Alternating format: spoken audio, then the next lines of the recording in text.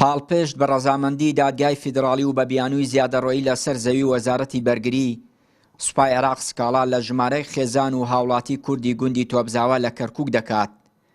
زەویەکە زیاتر لە 300 دۆنمە و بە تاپۆ مڵکی کووردا، بەڵام بە بڕیاری ئەنجومەنی باڵای شۆڕشی بەعەز خراوەتە سەر وەزارەتی بەرگری و ئێستا سوپای عێراق داوای دەکاتەوە. 5 پارچە زەویە لە زمنی کەرتی 24 کشتتوکالی تۆپزاوە.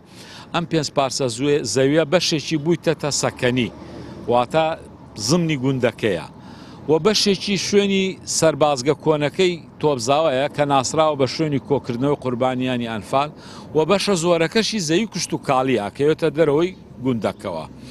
ئەم 5 پارچە زەویە وەکو سوپای عێراق سکاڵای تۆمار کردووە، گوایە خەڵکانێک زیادەڕێویان کردووەتە سەر مڵکەکانیان خۆی بینێتەوە لە 5 پارچە زەوی بە ژمارە 24 و 46 و 47 و 48 و 66. با پێی قسەی گوندنشینان ماوەیەکە بە تایبەتیش دوای گواستنەوەی بارەگای فەرماندەی ئۆپراسیۆنەکانی کەرکووک بۆ ئەو ناوچەیە، سوپای عێراق هەر ڕۆژە و بە بیانوویەک گێچەڵ بە کوردانی دانیشتووی تۆپزاوا دەکات. سوپای عێراق ئامانجی بەس زەویەکان نییە، ئامانجی ئەوەیە لەبەرەوەی هەر ئامانجی ئەوەی دەرکردنی خەڵکەکەی لەم ناوچەیە.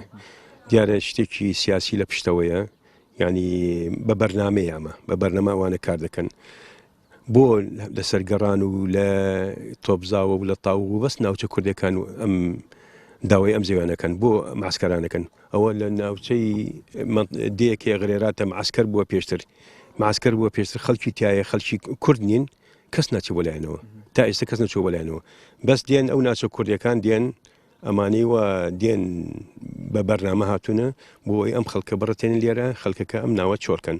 ئێمە دڵنیای خەڵکی خۆمان دەکەینەوەکەوە، ناوچەکانمان چۆڵ ناکەین، یان لەسەر زەویەکە خۆمان دەمرین، یانش ئێمە ئەم زەویانە هی باو باپیرانی خۆمانە ئێمە قەت چۆلی ناکەین. گوندی تۆپزاوا دەکەوێتە 15 کیلۆمەتر لە باشووری ڕۆژاوای کەرکووک. تاکە گوندە لەو سنوورە دانیشتوانەکەی کوردن و لەسەر زەوی خۆیان خەریکی کشتتوکاڵین، بەڵام سوپای عێراق دەوێت دانیشتوانەکەی دەربکات و زەویەکان داگیر بکات و یەکەی نیشتەجێبوونی بۆ کارمەندان و ئەفسەران لەسەر دروست بکات. ئەمەش بە هەنگاوێکی مەترسیدار و تعریبێکی نوێ لێک دەدرێتەوە. چیانوری کەناڵی پەیام، کەرکووک.